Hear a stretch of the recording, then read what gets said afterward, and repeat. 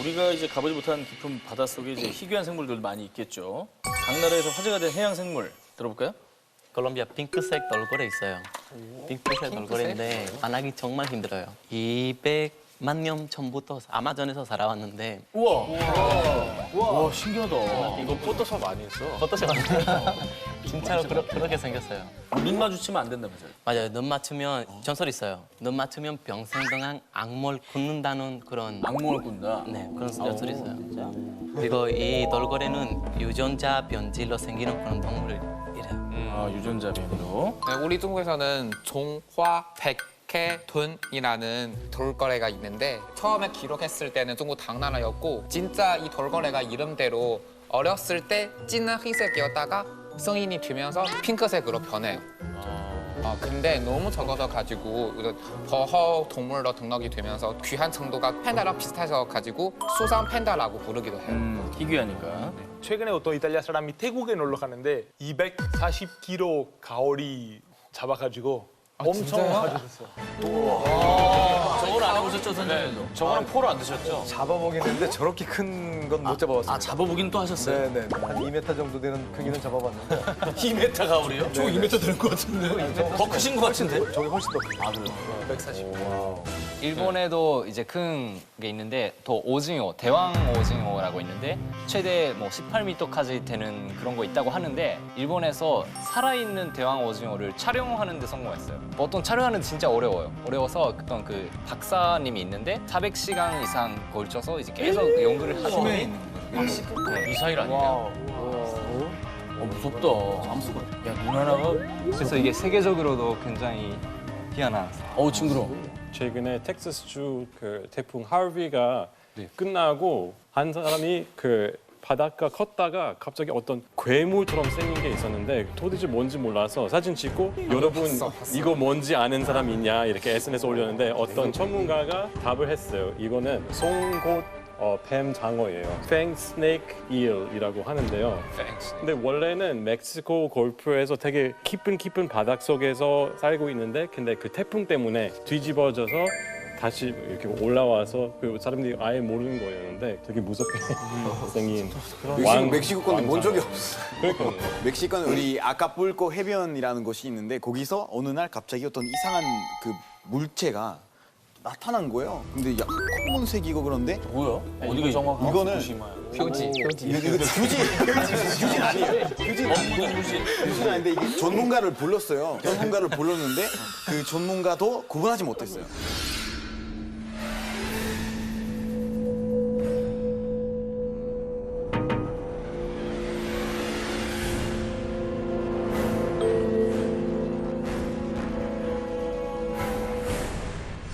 근데 이 목격자들은 거기 보면 뼈도 있대요. 뼈도 있고 문어처럼 다리도 있고 머리카락도 있대요. 사람처럼. 그냥 죽은 그 동물 부패한 거 아닌가? 알 수가 없어요. 근데 머리카락이 왜 있냐? 그러니까 냄새가 장난이었대요. 아, 우리 선생님도 혹시 좀 희귀한 해상동물 만나신 경험 있으시죠? 저는 고래 종류가 제일 신기했습니다. 네. 크기가 어마어마하니까요. 근데 이제 요트 가까이 와서 수십 마리가 모여든 적이 한 번 있었어요. 네. 정말 깜짝 놀라서 내려가 봤더니 나중에 알고 보니까 돌고래 종류였대요. 길이는 한 3m 정도 됐는데요. 이 움직임이나 이런 모습이 꼭 고래하고 똑같아서 처음엔 고래인 줄 알고 되게 신기하게 생각하면서 촬영을 하고 지켜봤는데 위협적이진 않고. 위협적이진 않습니다. 굉장히 그 점잖게 배를 따라오면서 수영을 하는 그런 모습을 본 적 있죠. 자, 바다에 해양 생물만 있는 게 아니죠. 안타까운 사연과 다양한 이유로 오랫동안 바닷속에 잠겨 있는 것들도 있습니다. 각 나라 바닷속에는 어떤 것들이 잠겨 있습니까? 파키스탄에서 2013년에 지진이 났는데 갑자기 어떤 섬이 나타났어요. 그 물 레벨이 내려가가지고 그 섬이 나타났는데 36m 정도 길이가 됐는데 3년 만에 또 물이 또 올라와가지고 이 섬이 또 물속에 빠졌어요. 그래서 지진 날 때 나오다가 또 내려가고 막 이렇게 하니까 이제 지진섬이라고 하는 거예요. 1955년에 우리나라는 그 수력 발전을 하기 위해 사성이라는 지역 포함되고 총 27지역 1000여 개 마을을 한 번에 같이 징수를 시켰어요. 시키고 나서 놀라운 게 그 건물들이 물 속에 있지만 무너지지는 않고 그대로 있어요. 심지어 칭나라 때 만든 간판도 그대로 있기 때문에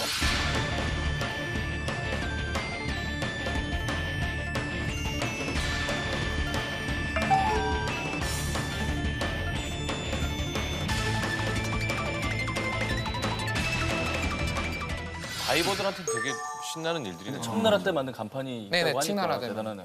멕시코에 있는 세노테라는 곳이 있는데 동굴같이 생긴 건데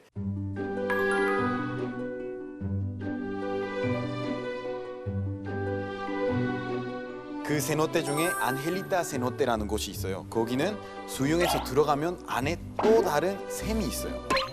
그러니까 한번 사진을 보면 아시겠지만 샘이 있다? 샘. 샘이 있어요. Like a river inside a river. 그러니까 River 물 inside a 빠져서 본다고. 빠져서 본다고. 그러니까 뭐 약간 이해 안 되는 그게 물 속에요. 물 속에 있는 강 같은 거예요. 어떻게 그게 가능해요? 보면은 약간 바다 안에 작은 섬처럼 이렇게 생긴 것도 있고 주변에 나무도 있고 약간 이해되시나요?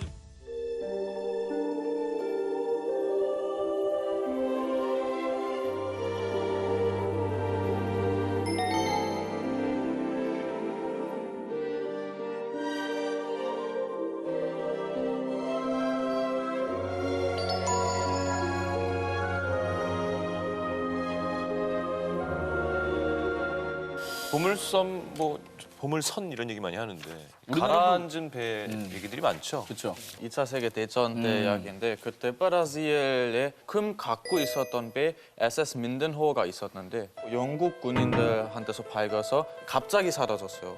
근데 그 배는 최근에 아이슬란드 근처에 발견됐어요. 그 갑자기 사라진 이유는 히틀러가 침몰시켜서 그래요. 왜냐면 그 당시에는 히틀러가 약간 이런 생각 계속 했어요. 내가 가질 수 없으면 니네들도 다 가질 수 없다. 녹일 거니까 다른 나라한테 가게 되면 안 된다. 그래서 그런 일이 많았어요. 그래 그런 사람이 있어요. 핫도그 먹다 떨어뜨리면 그 누가 먹을까 발로 이렇게 비비는 사람 있어. 지나가는 개라도 먹으면 속상하니까 이렇게 으깨버리는. 내 거 아니니까. 테테테. 콜롬비아도 그 가라앉은 배 있는데 콜롬비아 옛날에 그 스페인 식민지였어요. 그 당시에 스페인 사람들이 어떤 배에다가 수많은 금, 은 그리고 보석들을 실어서 스페인 가려고 하는데 가는 도중에 영국 배한테 공격받았어요. 어디서 가라앉았는지 사람들이 몰랐어요. 별 모르죠. 근데 2015년에 콜롬비아에서 찾았어요. 아직도 못 꺼냈어요. 꺼내지 못한 거야. 미치지 못했다. 아 진짜? 네, 거의 한국 돈으로 하면 20조. 20조에 같이. 가는데 못 꺼내는구나. 20조 정도면 그죠? 한 5천억 들어서 한번 해볼만 하죠. 플로리다 앞바다에 1715년에 보물로 가득한 스페인 배가 침몰해서 그때부터 이제 뭐 300년 넘어서 계속 있는데 비가 온 다음 날에 계속 그 안에 보물 그런 뭐 금화가 계속 나오거든요. 그래서 계속 나오니까 보물의 해안으로 부른 건데 근데 만약에 그거 나오고 찾으면은 20% 정도는 플로리다 주한테 줘야 되고 나머지 80%는 찾는 사람과 배 권리 가지고 있는 회사와 나눠야 돼요. 아니 어떠세요? 이렇게 뭐 보물선 발견하는 상상 이런 것도 해보십니까? 해보죠. 바다에 다니는 사람들은 아마 누구나 다 해볼 것 같아요. 저는 예전에 그 뉴질랜드에 잠시 있은 적이 있었는데 여름이면 기사가 나와요. 보물선을 찾아 나서는 사람 기사가. 근데 매년 찾아 나서는데 아직 찾지 못한 것 같아요. 그래서 저도 만약에 어떤 비용과 시간이 허락한다면 한번 도전해볼까 생각합니다. 아니 요트를 타고 태평양 중간을 가다가 찾았다 한들 건져 올릴 수가 없잖아요. 적당한 수심이라면 건져 올릴 수 있는데 다른 장비를 이용해서 가야 되겠죠. 제일 현실적인 것은 사실 용연향인 것 같아요. 용연향은 고래똥이거든요. 고래똥인데 이게 굉장히 비싼 그 보향제로 팔리기 때문에 이런 것들은 실제로 저희들이 잘만 관찰하면 죽거나 혹은 발견할 가능성이 높아요. 얼마나 가격이 값어치가? 1kg에 한 3, 4천만 원 정도 한다고 그러죠. 근데 이런 것들이 실제로 그 떠다니면서 해안가에 올라온답니다. 그래서 해안가에서 주로 발견돼요. 딴의 똥이면 정말 열받겠네. 고래 똥인 줄 알았는데. 진짜 내 똥인데. 삼치똥이고 막 이러면 뭘 이렇게 많이 쌌어? 우리나라에도 보물선 얘기 있었잖아요. 여수 쪽인가? 우리나라에도 보물선 얘기 있었잖아요. 여수 쪽인가? 그래서 옛날에 그 네덜란드 사람이 보물을 싣고 가다가 해적이 쫓기니까 맞아요. 뭐 동굴 속에 감췄다. 나중에 그 아들뻘 되는 사람이 뭐 지도를 가지고 이제 나타났는데 보물 지도를 보여준 본 사람이 한국 사람이 연도라고 여수 제일 그 섬들 끝에 있는 옛날 이름이 소리도입니다. 그래서 이거 우리 동네 아니야라고 생각을 했었답니다. 그런데 아직까지 발견은 안 되는데요. 아직 발견 안 됐으니까 찾아볼 만할 것 같습니다. 아, 찾아보라고 권유하시는 거예요? 한번 가봐라. 시간 되시면. 자 상상 속 보물선 말고 좀 보물선보다 더 멋있는 특이한 선박 이야기를 좀 해보겠습니다. 라키드 마틴이라는 회사가 스텔스 보트, 스텔스 십 만들었는데요. 되게 신기하게 생겼어요. 그래서 이 배는 레더에 걸리진 않은 배인데 제임스 본드 제임스 영화에서 본드에 또 나온 배예요. 네. 레이더에는 안 걸리는데 너무 눈에 보이는데요? 육안으로 미사일 발사하게 진짜 밖에서 보이겠다. 대승소는 무조건 맞을 것 같은데. 야, 스트레스 받다, 야. 왠지 밤이면 되게 너무 다안 보이고. 밤을 헷갈리겠네요. 옛날부터 노킬레 잠수함은 되게 유명했어요. 누구나 노킬레 잠수함 무서워할 정도로 든든하고 강력했으니까 현재는 러시아하고 미국은 제일 큰 잠수함 다 가지고 있지만 그거 다 핵 에너지, 핵 모터로 핵잠수함이죠. 이용하는데 노킬레 U-212A는 유일하게 핵 모터 쓰지 않은 제일 모던하고 좋은 잠수함이라고 해요. 저희 이탈리아에서는 원래 요트 만드는 그 사업이 되게 제일 발달돼 있어요. 그래서 요트 많이 만드는데 최근에 세계에서 가장 큰 요트 만들었어요. 풀칼살라마라는 요트인데 작년까지 제일 크고 길이 또 제일 길었어요. 올해는 독일 쪽에서 더 긴 거 만들었지만 이거는 아직 규모가 제일 크고 무게가 11,000톤이에요. 만들고 나서 사실 저희 5만 부자한테 팔았어요. 저게 요트라고요? 배 아니야? 크루즈 아니야, 크루즈? 그러니까 개인 요트죠. 바다를 즐기기 위해서 사용하는 모든 배를 요트라고 하죠. 즐기는 배는 요트라고. 파워보트도 개인 요트. 배를. 크루즈랑 어떤 차이? 크루즈는 그 사람. 다른 사람들을 많이 태우는 상업 목적이잖아요. 상업 목적이고. 개인 목적인 배들을 다 요트라고 요트라고. 그러는 거야. 이거 개인이 가지고 있는 거예요. 아니 그 뭐야 선장님 요트는 어디 나라? 제 요트는 프랑스제였습니다. 왜 이태리제를 안 하시고? 프랑스가 요트를 굉장히 많이 만들어요. 프랑스 사람들은 정말 욕조만 있어도 바다에 나간다고. 그렇게 바다를 좋아해요. 바다를 좋아하는 거야. 예, 그래서 그 요트 이름 있을 거 아니에요? 그 아라판이라고요. 아라판. 그 순 우리말입니다. 바다 달팽이라는 뜻이에요. 아라판? 아라판. 느리게 가는 천천히 있잖아. 아라가 바다. 네, 그리고 판이가 달팽이의 옛 우리말이라. 판이, 아라판이. 그래서 아라판이. 야 예쁘다. 천천히 달리니까요. 아라판이 좋다. 아 진짜 멋진 이름이다. 난 승진호 이런 거. 승진 1호.